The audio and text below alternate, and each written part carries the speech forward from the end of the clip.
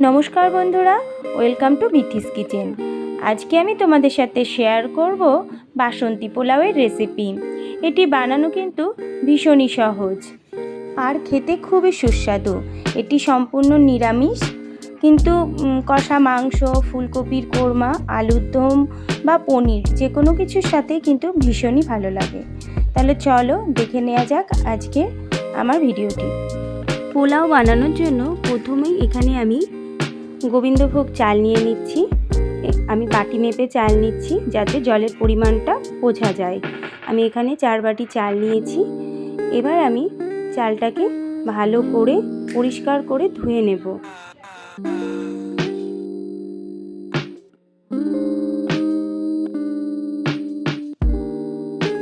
চালটা আমি খুব ভালোভাবে ধুয়ে নিয়েছি। এবার চাল থেকে জলটা আমি ঝরিয়ে নেব। তোমরা চাইলে খবরের কাগজ বা কাপড়ের উপরে রেখে চাল থেকে জল ঝরিয়ে নিতে পারো। 30 মিনিট থেকে 40 মিনিট লাগবে জলটা শুকিয়ে নিতে। চালটা ভিজিয়ে রাখার দরকার নেই। দেখো জল ঝরে গেছে। এবার আমি একটা পাত্রের মধ্যে চালটা ঢেলে নিচ্ছি। এবার এর মধ্যে দিয়ে দিচ্ছি 2 টেবিল চামচ আদা বাটা,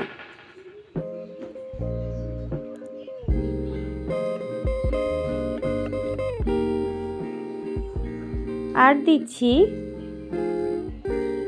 1 চা চামচ গোলমরিচের গুঁড়ো,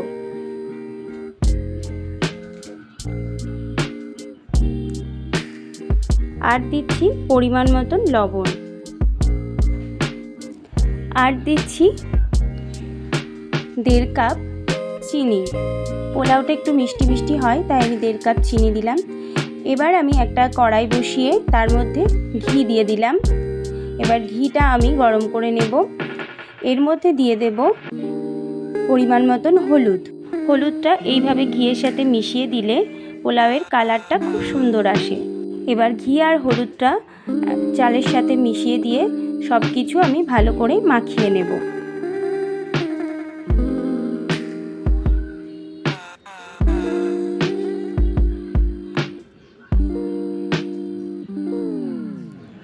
চালটা আমার ভালোভাবে মাখা হয়ে গেছে।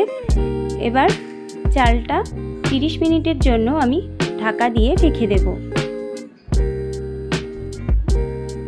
প্রথমে এখানে আমি জল গরম বসিয়ে দিয়েছি। এখানে আমি 4 বাটি চাল নিয়েছিলাম তাই 8 বাটি জল দিয়েছি। জলটা আমি খুব ভালোভাবে ফুটিয়ে নেব। তারপরে আমি কড়াইতে ঘি আর অল্প সাদা তেল দিয়ে নিচ্ছি।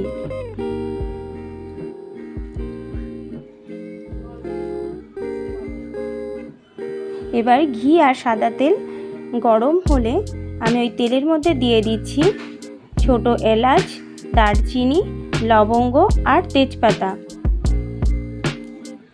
এবার আমি লো ফ্লেমে মশলাগুলো 30 থেকে 40 সেকেন্ড সময় মতো ভেজে নেব।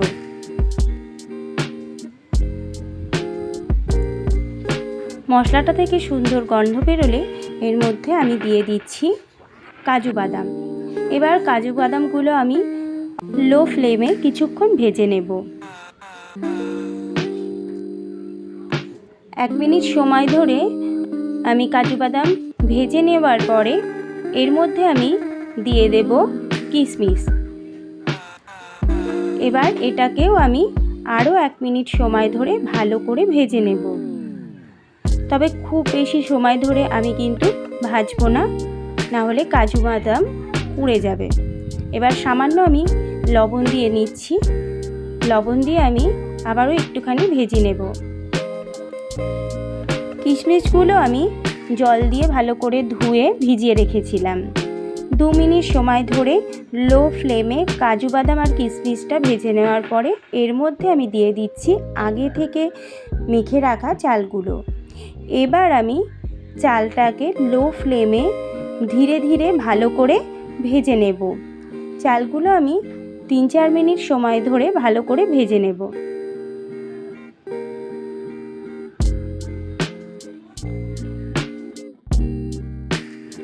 চালটা আমার এবার ভেজে নেওয়া হয়ে গেছে।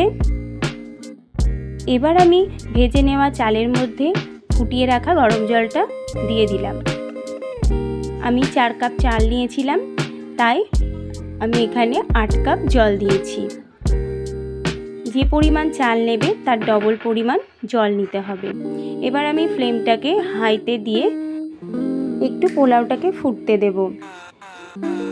তারপরে আমি পোলাওটা ফুটে উঠলে ফ্লেমটা লো করে দিয়ে আমি ঢাকা দিয়ে 5 মিনিট হতে দেব। দেখো 5 মিনিট পরে ঢাকাটা তুলে নেব। পোলাওয়ের মধ্যে এখনও কিন্তু অল্প জল আছে। পোলাওটা আমি একটু নেড়ে নিয়ে আবারও লো ফ্লেমে 5 মিনিটের জন্য ঢেকে রেখে দেব।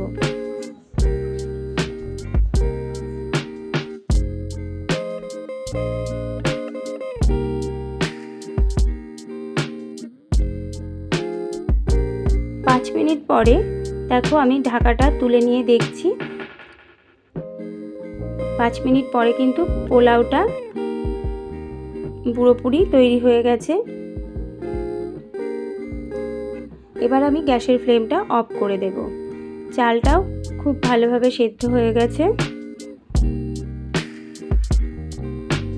এবার আমি ভালো করে একটু নেড়ে দেখে নিচ্ছি। এবার আমি আরও 5 মিনিট ঢাকা দিয়ে রেখে দেব। 5 মিনিট পরে তৈরি হয়ে গেছে আমার ঝরঝরে বাসন্তী পোলাও। এবার আমি গরম গরম পরিবেশন করব।